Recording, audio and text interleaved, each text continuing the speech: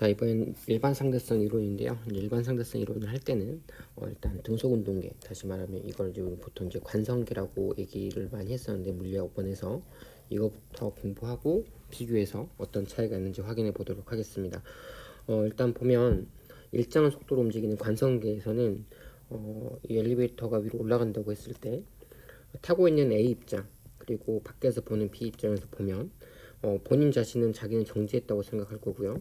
그리고 B 입장에서 A는 엘리베이터랑 같이 위로 올라간다 이렇게 생각을 할 겁니다.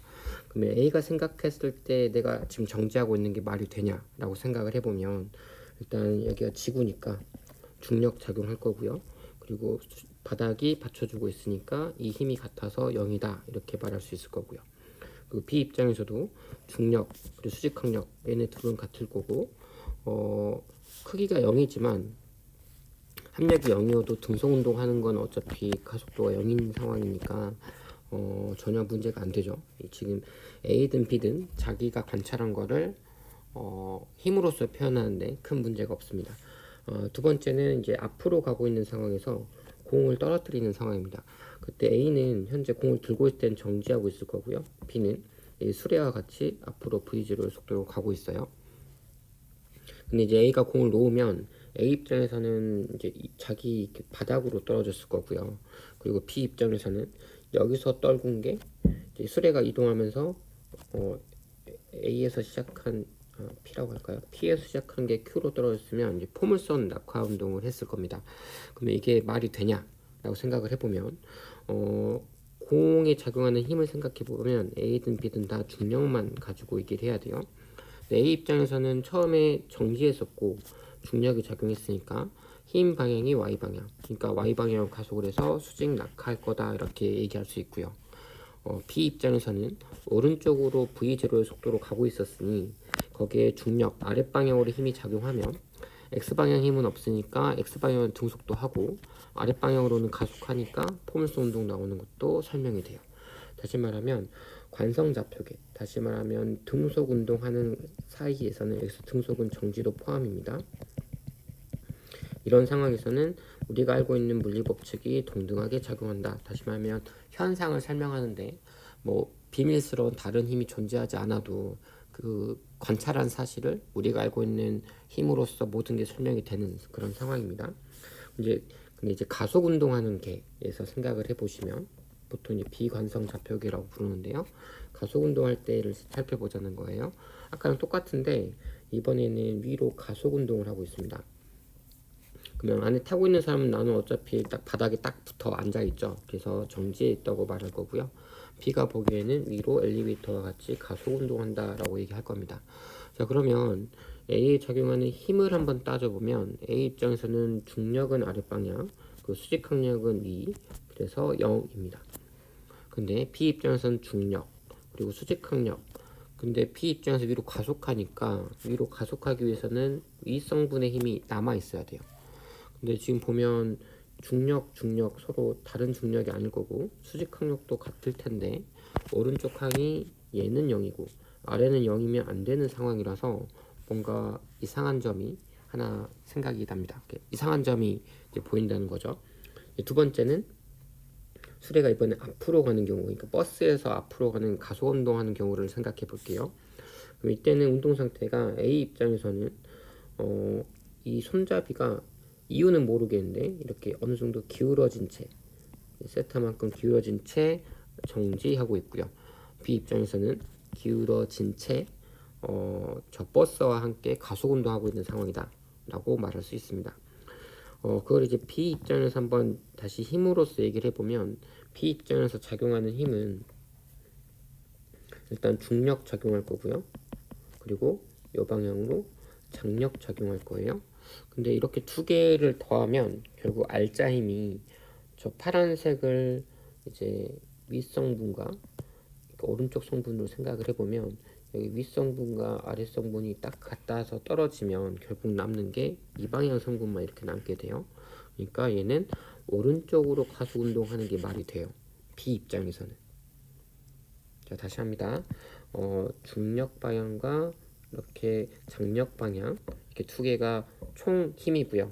이 알짜 힘이 이쪽 방향이라서 얘는 R자임이고 얘는 위에 거는 정력, 아래 거는 중력입니다.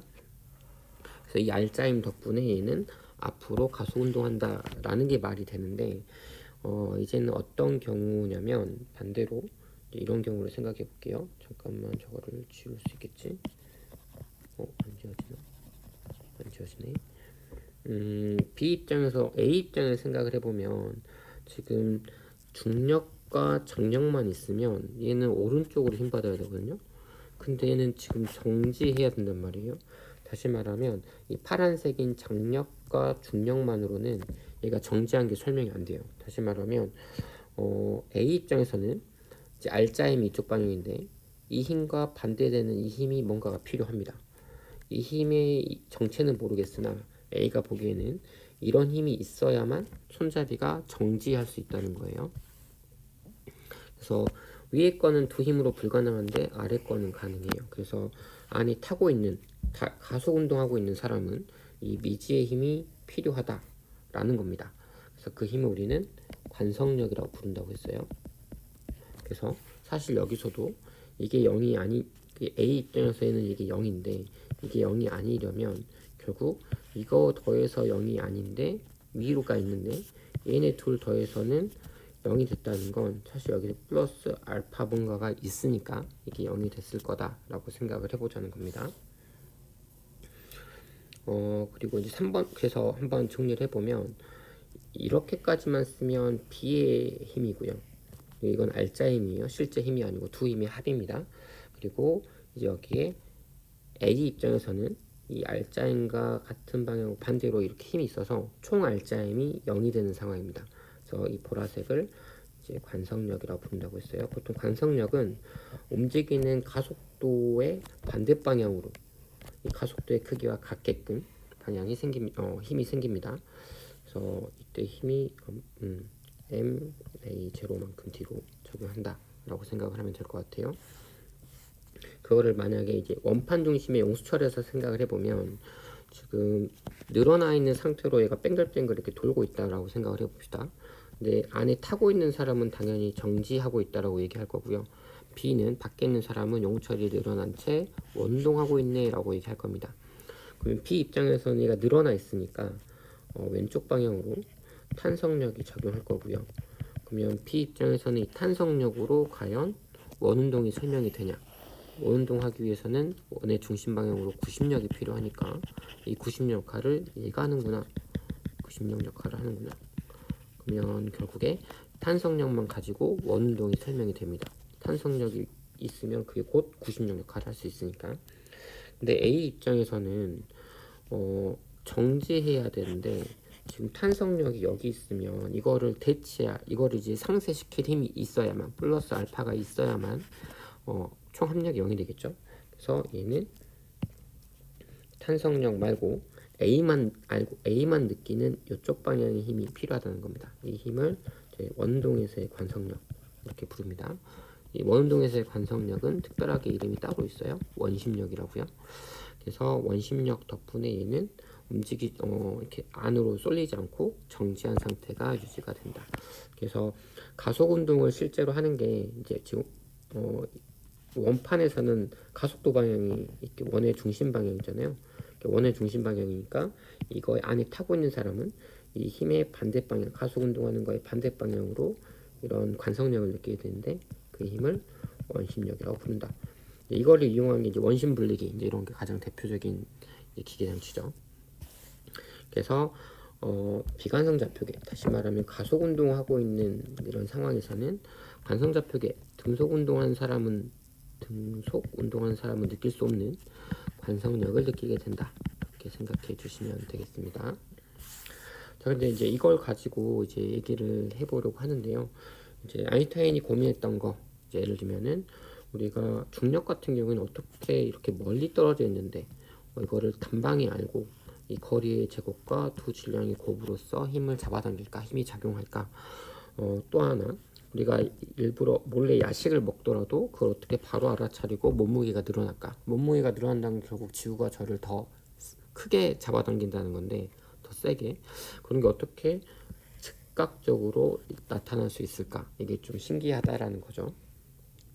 아인슈타인이 생각했을 땐. 또한 아인슈타인 생각은 특수상대성 이론을 생각해 보면 얘가 이렇게 뱅글뱅글 원운동을 한다고 생각했을 때 우리가 보통 요만한 막대가 굉장히 빠른 속도, 예를 들면 빛의 속도의 0.9배로 이렇게 가게 되면 길이수축이 일어나잖아요. 그래서 이쪽 방향으로만 길이수축이 일어나고 두께는 그대로고. 근데 얘가 이렇게 원운동하면 지금 이쪽은 오른쪽, 이쪽은 아래, 이쪽은 오른쪽, 이쪽은 이쪽, 그 왼쪽이구나. 이렇게 이제 움직이고 있는데요. 그럼 이 움직이는 방향으로는 분명히 길이수축이 일어나야 돼요. 그러면은 원의 둘레가 짧아져야 됩니다. 하지만 이 반지름 R은 바뀌면 안 되죠. 움직이는 방향이 수직이니까. 그러면 원주는 보통 우리는 2파이 R로 알고 있는데 R은 그대로예요. 근데 이 원주는 작아져야 되니까 그럼 파이가 3.14가 아닌가라는 이상한 생각을 하게 되죠. 그래서 지금 뭔가 가속운동 하게 되면 뭔가 문제가 발생하는구나 라는 생각을 하게 됐고요. 아인슈타인이 그거에 대한 이제 고민을 이렇게 풀어나갑니다. 아까 했던 그 엘리베이터에서 위로 가속하는 상황을 생각해 보면 상자가 이제 엘리베이터 상자가 위로 알짜임이 필요해요. 근데 상자가 사람을 위로 이렇게 힘을 주니까 얘가 이렇게 가속 운동을 할 수 있겠죠. 그 말은 반대로 말하면 사람이 상자를 아래로 반작용이 작용할 겁니다. 그래서 무중력인 상태에서 얘가 위로 가속 운동을 하게 되면 가속 운동을 한다는 건 결국에 밑에서 바닥이 이렇게 이렇게 가속 운동한다는, 이렇게 점점 속도가 증가하면서 올라온다는 소리고, 그럼 반대로 안에 타고 있는 사람은 관성 때문에 바닥면과 딱 밀착하는 상황이 돼서 서로 힘을 주고받을 건데 그 힘이 관성력이다 라고 생각할 수 있을 것 같아요. 그래서 이렇게, 근데 마침 이 가속도가 만약에 중력 가속도 G랑 같다면 얘가 받는 힘의 크기는 mg가 될 거고요. 그러면 실제 지구 위에 있는 사람도 중력을 받을 텐데 이렇게 두 개가 구분 가능할까요? 다시 말하면 여기가 아주 창문이 없는 아주 막혀 있는 밀폐 공간이면 내가 지구 위에 이렇게 착륙해서 있는 건지 아니면 우주선에서 중력 가속도와 똑같은 가속도로 가속하고 있는 건지 구분할 수 있을까? 여기서 아인슈타인은 없다라는 결론을 내리게 되고요. 이렇게 없다 보니까 나타나는 신기한 일들이 있습니다. 자, 보시면 일단 다시 등속부터 시작을 할게요. 등속일 때 빛을 여기서 쏩니다. 여기 조그만 구멍이 있고요. 여기서 이제 쏩니다. 지금 등속이에요. 그래서 쏘면 지금 이거 시간대가 다른 거지 두 개의 우주선이 있는 건 아니에요. 그래서 여기서 빛이 들어오는 게 t는 0초일 때 들어오고요. 오른쪽 벽에 부딪히는 게 t는 t0일 때라고 생각을 해봅시다. 그러면 B가 보기에는 빛이 앞으로 쭉 진행할 건데 우주선이 위로 이렇게 올라가니까 결국 원래 들어왔던 높이보다는 좀 더 아래에 이렇게 부딪힐 거예요. 왜냐면 엘리베이터가 올라갈 거니까. 근데 그걸 안에 타고 있는 사람이 보면 분명 입구에서 빛이 들어왔는데 여기서 도착한 거, 좀 더 밑에서 도착한 걸 볼 수 있죠. 그러면 이제 A는 이렇게 생각할 거예요. 빛이 휜 게 아니라 빛이 처음부터 애초에 이렇게 대각선으로 들어와서 여기를 맞춘 거구나, 이렇게 생각을 할 겁니다. 자, 그런데 이제 가속 운동하면 뭐가 문제가 좀 됩니다. 어떤 문제가 되냐면 위에 거 다시 볼게요. 지금 A는 어떤 상황이냐면 빛이 여기서 그러니까 왼쪽 벽에서 오른쪽 벽까지 가는데 만약에 3초가 걸린다 라고 생각을 한다면 1초 동안에 빛이 앞으로 가면 그때 바닥에 올라갈 거니까 이제 빛이 좀 내려갈 거고, 또 1초 가고 내려가고 1초 가고 내려가니까 이제 A가 보기엔 빛이 이렇게 대각선으로 내려오는 것처럼 이렇게 보인다라는 거라면 가속 운동하면 좀 상황이 다릅니다. 가속 운동하면 똑같이 빛이 위에서 들어와서 내 머리쯤에서 떨어졌는데 이때는 좀 생각할 게 이번에는 올라가는 게 일정한 속력으로 올라가지 않아요. 그래서 어떻게 올라갈 거냐면 처음에 1초 동안에는 우주선이 조금 올라갈 거니까 이렇게 조금만 올라간다면 다음 1초 동안은 좀 더 많이 우주선이 올라갈 거고요. 속도가 점점 빨라질 거니까 다음 1초 동안에는 더 많이 이제 우주선이 올라갈 거라서 마치 경로가 이런 꼴입니다. 다시 말하면 곡선 형태를 이루게 돼요. 그러면 P가 보기에는 빛은 그냥 직진한 건데 네가 그냥 점점 빨라지니까 이렇게 여기에 도착한 건데 A 입장에서 마치 빛이 휘는 이런 일이 일어난다는 거예요. 근데 아까 분명히 무슨 말을 했냐면 여기서 중력이 작용하는 거랑 지구가 있어 서로 힘이 있는 질량 있는 두 물체에 작용하는 중력이랑 얘가 가속 운동에서 생기는 관성력 이 두 개가 가속도가 같다면 구분할 수 없다라는 결론에서 시작을 해보면 지금 이런 생각을 해볼 수 있다라는 거죠. 물체가 이렇게 가속 운동을 할 때, 만약에 질환이 가속 운동할 때 빛이 이렇게 슝 하고 휘었다면 이게 지구에서도 지구든 중력 그 우주선이 가속 운동하든 똑같은 상황이면 얘도 이렇게 휘어야 되지 않을까.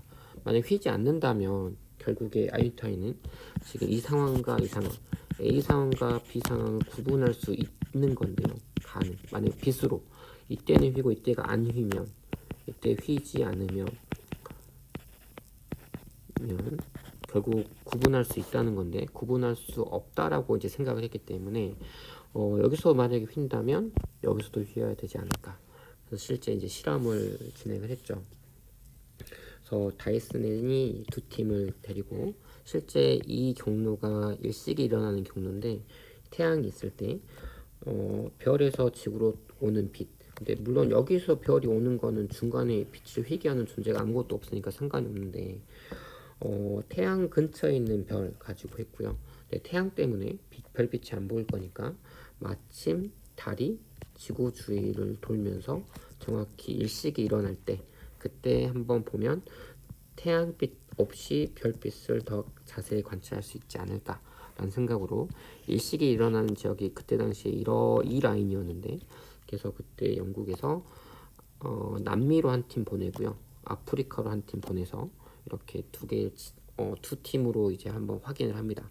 실제로 성공한 팀은 에딘턴 팀이고요.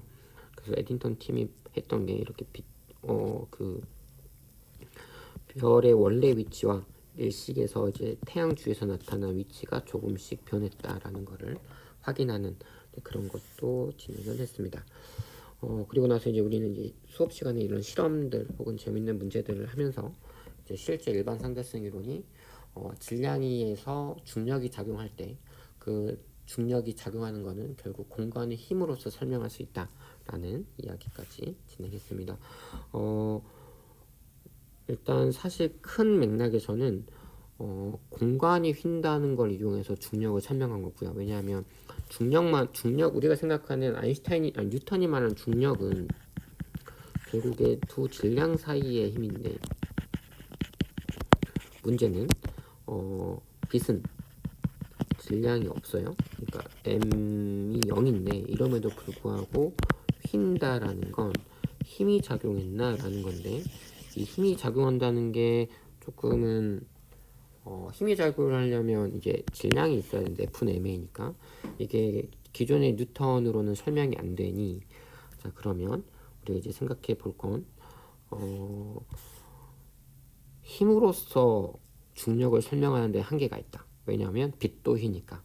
그러면은 F는 ma 말고 할 수 있는 거. 그럼 결국 그거는 실제로 공간이 휘어 있어서 빛이 그 공간 따라 움직이니까 휘는구나. 그래서 공간의 힘으로써 중력을 다시 이해하게 됐다라는 거고요. 그리고 많이 물어보는 것들은 사실 밑에 요게 좀 더 메인 테마긴 하지만 많이 물어보는 것들은 이런 처음에 관성력을 도입하게 된 계기, 이런 버스 손잡이 문제라거나 이런 용수철 문제들 주로 많이 다루니까요. 꼭 그 힘의 방향이나 크기 등등을 정확히 표현하고 말해보는 그리고 써보는 연습을 꼭 하시기 바랍니다.